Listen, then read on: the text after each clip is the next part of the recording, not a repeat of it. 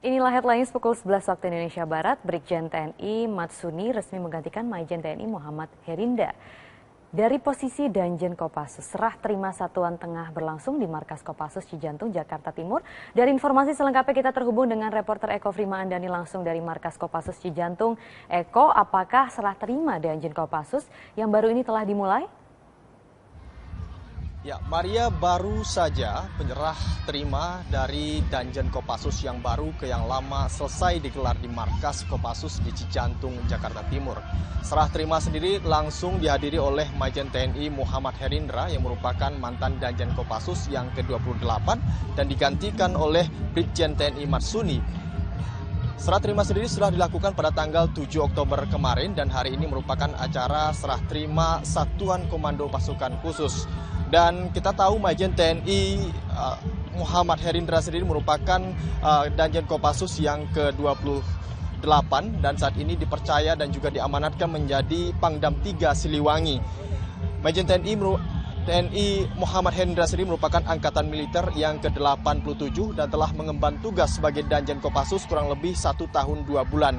Dan saat ini posisi Danjen Kopassus dijabat oleh Brigjen TNI Matsuni yang merupakan Danjen Kopassus yang ke-29 yang sebelumnya menjabat sebagai Wakil Danjen Kopassus dan merupakan angkatan militer ia ke-88.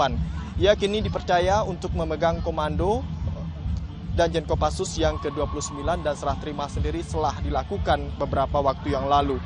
Dan tadi acara yang dipimpin langsung oleh Komandan Upacara Kolonel Agus Sesmisra merupakan angkatan militer 93 ini berlangsung dengan hikmat dan juga decak kagum. Dikarenakan Maria sejumlah acara diisi dengan sejumlah acara militer seperti pasukan demonstrasi pasukan Yongmodo, maksud kami bela diri Yongmodo yang diikuti kurang lebih 100 orang prajurit, di mana secara bergantian prajurit melakukan atraksi bela diri yang merupakan khas dari TNI sendiri. Kemudian juga dilakukan demonstrasi terjun bebas, di mana 30 orang prajurit dengan membawa bendera berukuran besar dan juga lambang Satuan Komando Pasukan Khusus terjun dan juga mewarnai langit yang ada di Cijantung, Jakarta Timur.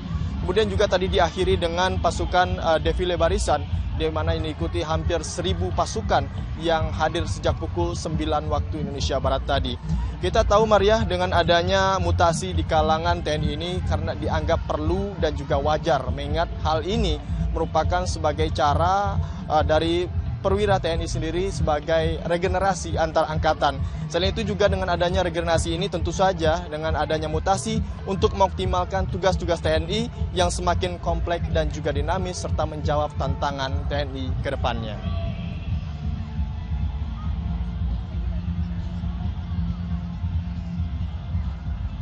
Ya, demikian Maria, kembali ke Anda. Baik, Eko Frimandani, terima kasih untuk laporan Anda.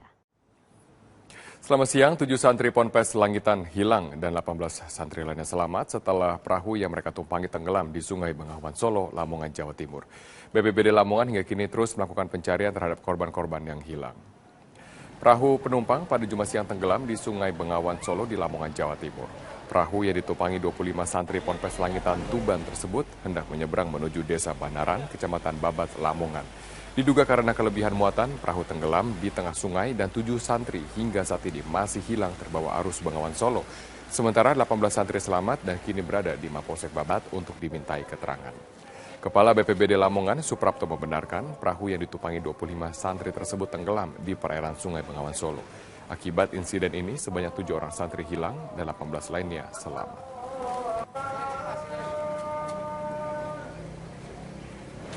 Dengan kapasitas perahunya itu ada 25 orang, yang sudah saat ini ketemu itu 18 orang, yang 7 orang masih dalam pencarian. Sedangkan ini bukan bencana, tapi ini kelalaian, unsur kelalaian. Jadi saya sampaikan kepada saudara-saudara semua, tapi walaupun begitu, BPBD siap tangkas tangguh. 4 tim dari Badan Penanggulangan Bencana Daerah atau BPBD Kabupaten Tuban, Lamongan, Gresik, dan Bojonegoro dikerahkan untuk melakukan pencarian 7 santri yang hilang akibat perahu yang ditumpanginya tenggelam. Ya, kita bergabung bersama Vera Bahaswan yang akan melaporkannya langsung dari Lamongan, Jawa Timur. Vera, bagaimana proses pencarian 7 santri hingga saat ini? Ya, Maria, sampai dengan saat ini mulai pukul 7 pagi tadi pencarian masih terus dilakukan terhadap 7 santri korban tenggelamnya perahu penyeberangan. Dan dari hasil pencarian sampai dengan saat ini belum ditemukan tanda-tanda karena memang kondisi dari Sungai Bengawan Solo sampai dengan saat ini masih diguyur oleh hujan deras. Kemudian juga warna dari sungai ini sangat keruh sehingga menyulitkan dari tim petugas untuk melakukan pencarian. Selain itu juga derasnya arus di dasar sungai sehingga tim dari petugas ini tidak mampu melakukan penyelaman karena visibility nol atau tidak mampunya menyelam ke dasar laut dan melihat keadaan sekitar di dasar laut. Selain itu ada 11 tim gabungan yang melakukan pencarian yaitu dari BPBD Tuban, kemudian Lamongan, Bojonegoro dan juga Gresik, dan juga ada tambahan bantuan dari Basarnas, kemudian dari polisi dan juga TNI serta beberapa relawan yang melakukan pencarian hingga saat ini. Pencarian ini akan terus dilakukan, namun jika malam hari nanti belum juga ditemukan tanda-tanda adanya penemuan korban, maka pencarian akan dihentikan sementara. Namun pencarian akan terus dilakukan kembali esok harinya sampai dengan 10 hari batas waktu pencarian. Dan jika sampai dengan 10 hari ini belum juga ditemukan tanda-tanda, maka pencarian terpaksa untuk dihentikan. Sampai dengan saat ini dari 7 korban hilang tenggelamnya perahu penyeberangan ini datang dari beberapa santri di beberapa daerah di Indonesia, diantaranya adalah dari Brebes, kemudian Gresik, Surabaya hingga Sumatera. Dan sampai dengan saat ini juga keluarga dari para korban ini sudah datang dan melaporkan bagaimanakah ciri-ciri maupun juga karakteristik dari anak mereka yang hilang kepada tim DVI di posko penyelamatan yang telah disediakan. Untuk kepentingan dari para santri berjumlah 25 santri yang melakukan penyeberangan dari Tuban ataupun dari Pondok Pesantren Langitan di Tuban ini menyeberang menuju Babat Lamongan dengan tujuan untuk melakukan pembelian kebutuhan pokok yang biasa mereka lakukan setiap hari Jumat yang memang merupakan hari libur di Pondok Pesantren Langitan. Maria. Ya, Vera, lalu bagaimana kondisi korban yang selamat? Ya, Maria, dari 25 santri yang melakukan penyeberangan dengan perahu penyeberangan ini dari Tuban menuju Babat Lamongan, yaitu 18 korban selamat dan 1 di antara 18 korban ini mengalami syok dan sempat dibawa ke puskesmas terdekat untuk dilakukan perawatan.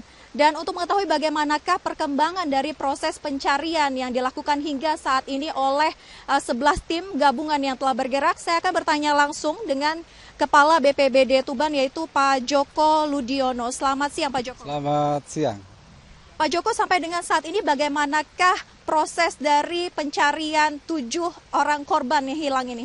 Baik, pencarian hari ini adalah sebenarnya tindak lanjut dari evaluasi pencairan kemarin. Pencarian adalah merupakan hasil evaluasi dari beberapa tim dan saat ini ditambah oleh tim-tim tambahan sejumlah 11 tim. Kita berharap dengan maksimalnya 11 tim ini bisa memotong jarak dan memotong waktu. Kita berharap selisih waktu 1 hari dari kejadian ini masih ada kemungkinan mereka selamat. Jadi kita maksimalkan pencarian ini sampai dengan titik terjauh. Kita berharap bisa ketemu dengan cepat dalam kondisi apapun dan kita berharap dapat selamat gitu ya. Sehingga hari ini didukung oleh 11 tim, kita bagi strategi dan teknik pencarian menyangkut jarak dan masing-masing tugas sehingga satu tim ini satu sektor. Kita berharap teknisnya nanti satu sektor ini akan melakukan manuver di sektor tanggung jawab dia. Komunikasi dan jaringan koordinasi ini tetap kita teruskan sehingga kita berharap momen 1 hari ini betul-betul kita maksimalkan karena kita berpikir kemungkinan hari ini masih bisa ada kemungkinan selamat. Ini adalah hari kedua dari proses pencarian 7 orang korban. Kemudian kapankah batas waktu pencarian ini dihentikan, Pak? Ya, sesuai peraturan dari Basarnas 7 hari kita akan melakukan koordinasi dan kalau dalam 7 hari tidak bisa diketemukan akan ditambah 3 hari. 3 hari ke depan dan seandainya belum juga ditemukan, kita akan menurut aturan kita akan menghentikan pencarian ini. Dan nanti apabila ada info dari masyarakat ditemukan tanda-tanda identifikasi dan menyangkut informasi tentang salah satu korban, kita akan buka kembali operasi ini. Baik, kendala apa saja yang ditemui selama proses pencarian ini? Kendala yang kita temui adalah ini situasi seperti saat ini adalah situasi hujan. Situasi hujan ini kita tidak berharap ada penambahan debit air tinggi muka air Bengawan Solo karena bertambahnya 1 piskal saja debit tinggi muka air Bengawan Solo ini akan berpengaruh terhadap arus. Kita ketahui bahwa Bengawan Solo mempunyai karakteristik yang sangat khusus ya.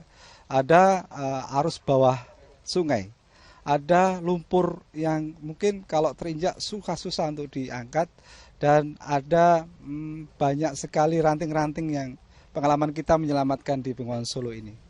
Terima kasih Pak Joko Ludiono selaku Kepala BPBD Tuban. Sementara demikian dapat kami laporkan Maria dan juga Ade kembali ke studio. Baik, terima kasih Vera Bahaswan untuk informasi Anda.